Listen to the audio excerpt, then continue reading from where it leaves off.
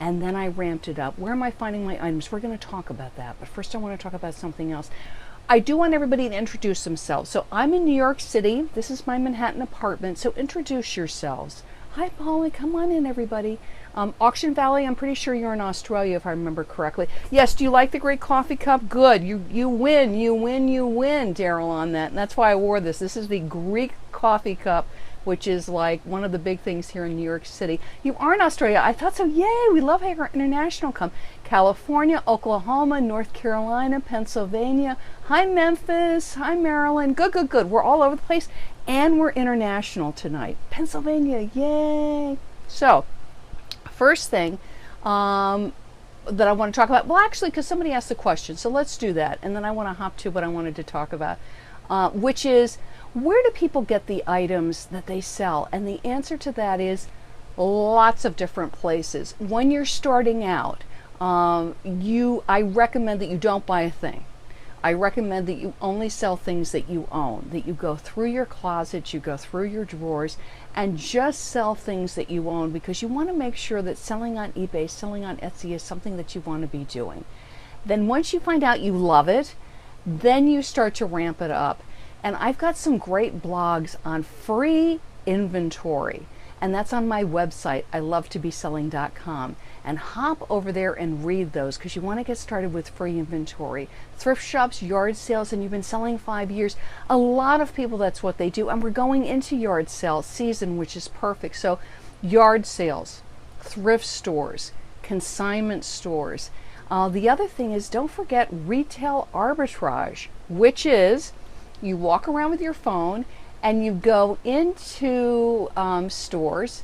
And when you go into the stores, what you do is you take your phone and you scan. Just about everything has barcodes now. And you can scan it on the eBay site. You can also hop over to Amazon and scan there to get an idea of prices and find out if it's something that's going to sell online. Oftentimes, yes, and don't be afraid of auctions. That's a great one. You've got estate auctions, you've got online auctions. I know a very good seller friend of mine who's an anchor seller who does a lot of online auctions and gets stock that way. But try lots of different things. When you're first starting to sell, I would keep it very, very simple, and things like yard sales and thrift shops, and then as you expand. The other thing I'm big on is, yes, Walmart clearance, absolutely. Target, everything. Just walk around with your phone and scan everything. Grow where you're planted. For instance, here in New York City, thrift stores, by and large, the prices are quite high. It's just what's happened. So I still do shop thrift stores and I get some great items, but I actually find I get better prices in retail stores, in sales and clearance racks. So I just walk around with my smartphone. Where you live, if you're in a suburban area or more rural area, yard sales, church sales, church rummage can be great when you get the bags of items for $1, $2, $3. Same thing with those auctions when you can buy a box of items for a low cost.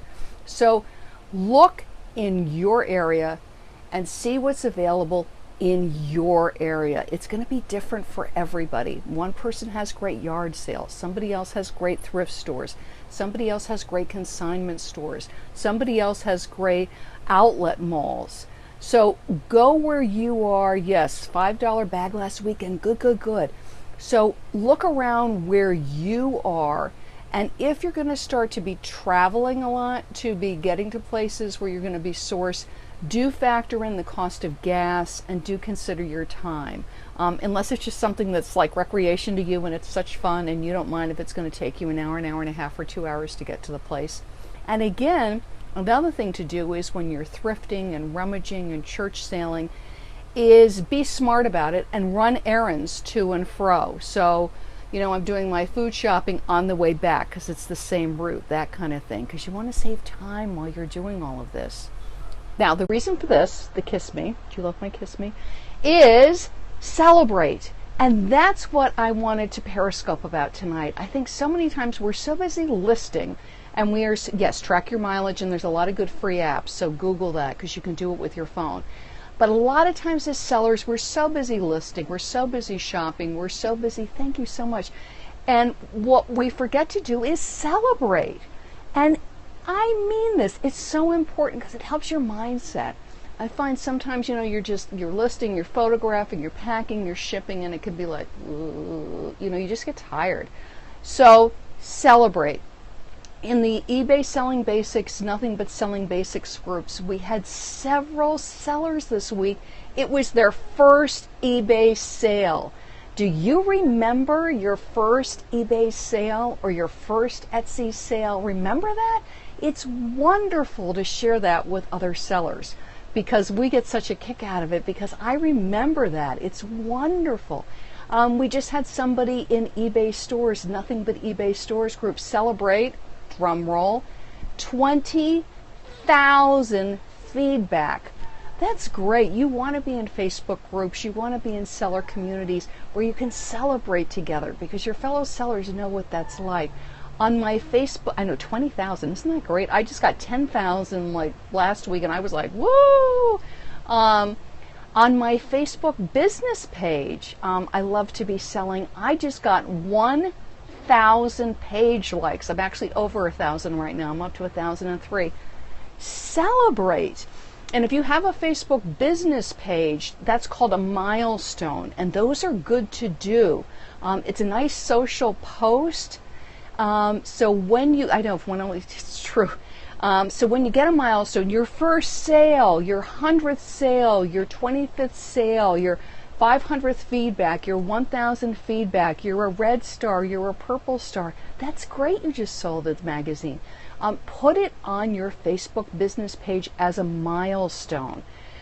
It's a great thing to celebrate with your followers. It's a social post because you do want to be putting up social material and not just products. And in any of the Facebook groups that you belong to, I'm the founder of eBay Selling Basics, Nothing But Selling Basics, which is a great beginning eBay selling group. It also has more advanced sellers in it. And in that group, we really focus on foundational things for your sales, writing titles, great descriptions. And then eBay Stores, Nothing But eBay Stores, is full of wonderful eBay store owners. Some very, very new and some much more experienced, some very small store owners, and some huge store owners. We've got one seller with over $1 million sales in there. So either way, there's always something to celebrate. So you tell me, what is something that you can think of that you want to celebrate that you accomplished this week or happened this week for you with your eBay or your Etsy business? I had a wonderful Etsy customer this week that I'm celebrating. We're actually slightly damaged an item and they were absolute sweethearts about it. So that was something to celebrate, to have a kind customer. So you tell me, something to celebrate. Did you have a feedback milestone? Something that's been sitting in your inventory forever that finally sold? 900 sales on eBay, on Etsy. Congratulations. That is great. Good for you. That's wonderful. I love selling on Etsy. It's just the friendliest buyers. It's one of my favorite communities. You're welcome. Good for you. And keep, you know how it is? It's that 900 sale and keep going, right? When I got the 10,000 shooting star on eBay, it's like, you know what? I just kept listing and I went out for a nice dinner. You had the best day since Thanksgiving, Terrill. Great. I'm so glad you have the nicest items. But again, your 9,000 feedback on Etsy, your 9,000 sale, that's a milestone. If you have a Facebook business page or on your Twitter account, any of your social media, Instagram, jump on Canva, make a nice graphic and get it up. And if you don't have time to do a Canva, take a picture of one of your nice pieces of inventory or use your pictures from a listing, put it up and say, celebrating my 9,000th sale. It's great. You can even put it in your header on Etsy, which is good. Good, Terrill. Anything else? Hi, Suzanne. We're celebrating. That's why I've got my Kiss Me on. So what have you, anybody, things to celebrate this week? Can you think of anything? I know for me, did everybody list every day this week? I did. I think I did list every day. There was one day I only did a couple, but I think I did manage to list every day. That is something to celebrate. Did you ship on time? Did you get everything out within your stated handling time? That is something to celebrate. And take the time, 3 each day. Good for you, Terrill. Again, when I celebrate, when I take that moment to just go, yay, put on some good music or have my favorite herbal tea, whatever it is that's going to help you to celebrate. I'm big on bubble baths. It's wonderful. It's good, good, good for you. And that's what I want to encourage you to do this weekend. As you're listing, as you're packing, as you're sourcing inventory, and I know this is a big weekend for estate sales and yard sales and consignment sales, and you definitely want to be doing all that. Celebrate. You know, if you get a good buy, you get a really good bag of items from the church sale that you're going to this weekend, that is something to celebrate. Because what it does is it keeps you going and it animates you in your business. So get celebrating, and hop over to my